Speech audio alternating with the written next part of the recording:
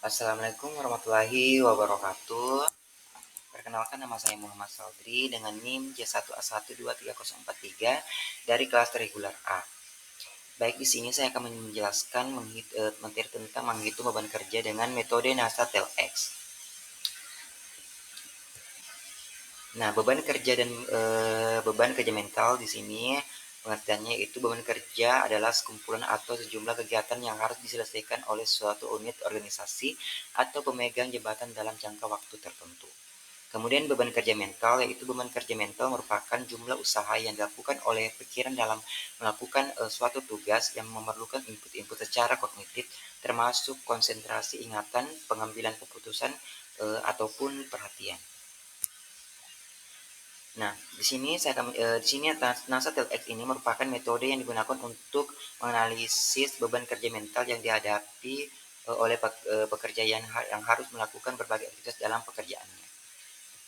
Nah, indikator NASA TLX ini terbagi menjadi 6 bagian. Yang pertama itu kebutuhan mental KM, kedua kebutuhan fisik atau KF, kemudian kebutuhan waktu atau KW, dan keempat itu perform performansi atau P, kelima itu tingkat usaha atau TU, keenam itu tingkat frustasi atau TF.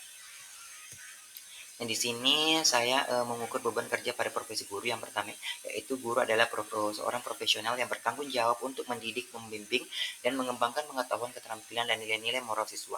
Mereka berperan penting dalam memfasilitasi proses belajar mengajar, memberikan inspirasi, dan membantu siswa mencapai potensi terbaik mereka. Kemudian kita masuk langkah-langkah pengukuran, di mana di sini pada pengukurannya itu pada nama propator, nama SPD, jenis pekerjaan itu guru atau SNMP 3K, dia berusia 31 tahun. Nah, di sini pada MD-nya itu pada ratenya 70 dan PD-nya itu ratenya 60 dan TD-nya itu ratenya 80 dan OP-nya itu ratenya 30 dan FR-nya itu ratenya 60 dan EF-nya itu ratenya 60. Kemudian langkah selanjutnya yaitu pembuatan, di mana sini perbandingan skala. MD terdapat 3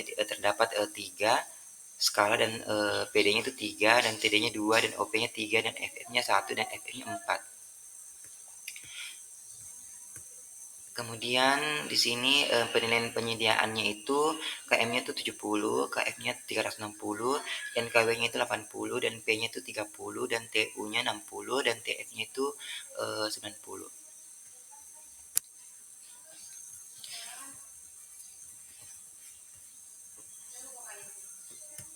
Selanjutnya itu total skor NASA kita masukkan itu produk dibagi 15, di mana di sini produknya itu saya hasilkan itu 158 dibagi 15 menghasilkan 13,2.